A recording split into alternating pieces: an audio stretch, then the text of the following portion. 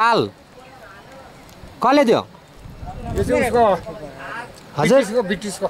डान्डी मिल्दैन तपाईहरु एक दुई जना घर पुरै ढल्यो हैन ढलेकै छ अझ छाना चिक्नु सक्यो कहाँ बस्नुहुन्छ नि बरङपुर अहिले मैले मसँग बस्छ पालमा मेरो आमा हो नि त पनि पाएन मलाई पनि पाएन तर आउन त आउँदा होला मलाई एक माग्न जात त जानु पनि है अनि पाइन्छ कि दिन्छ कि भनेर जान्दा जान्दा थाक्यो मान्छे अब पहिरोमा पर्ने भयो पुरै डाँडा फाटेको छ अरे हैन खतरा छ उ त्यो ढिलो यहाँतिर उकालो त्यति भिड त्यतिकै छ फेरि त्यो माथि अलिकति सम्म छ फेरि त्योभन्दा माथि अर्को हाइट छ ढुङ्गा लडेर आउला भने डर है हजुर ढुङ्गा होइन पहिरोले छोक्ला भने डर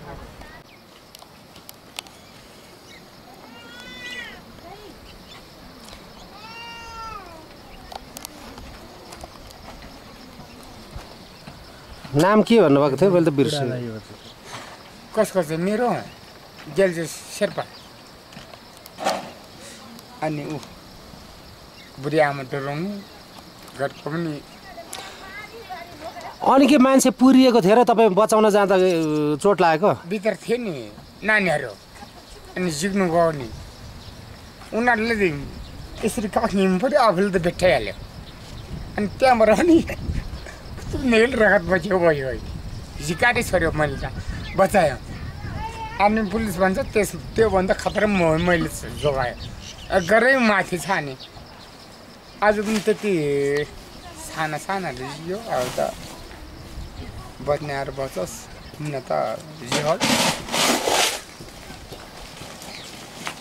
आफू ट्याममा छैन खानु ट्याममा छैन हल्लाको छ पुग्ने ट्याम छैन पहिला के काम गर्नुहुन्थ्यो नि अनि म यस्तै घर बनाएर हिँड्ने हो बनाएको घरहरू त बच्यो हो के गर्ने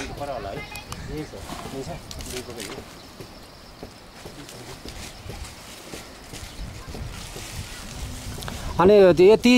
2-3 घण्टाको उकालो ठोसे जा फेरि आइज घाउ त्यत्रो बोकेर के गर्ने पुग्नै पर्यो उनीहरू राम्रो होस् न म चाहिँ अनि घाइतेहरूलाई त नि हेलिकप्टर आएर नि लगेको छ भन्छन् नि अब आयो अरे मलाई आएन के गर्ने मलाई यतिमै बज्यो भने बज्यो नभए म पनि धेर त बत्दैन सर आशा छ बर्छै छैन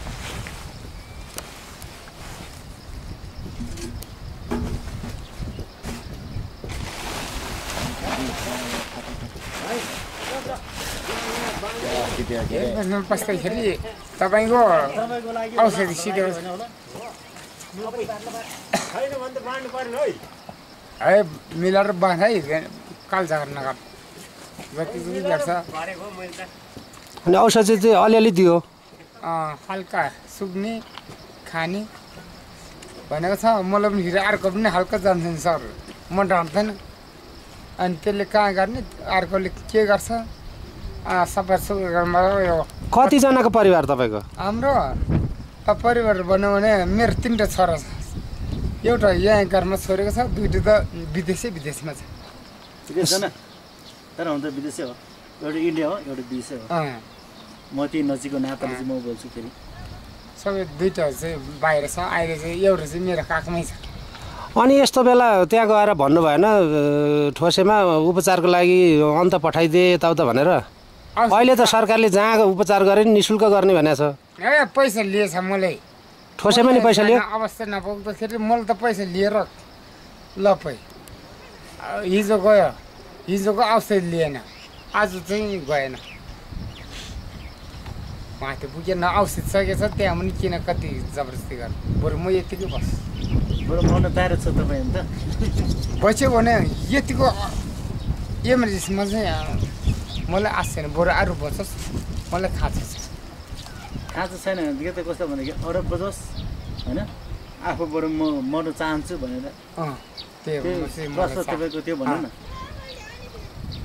बोल्नु पनि एउटा शैली मिलाएर बोल न यार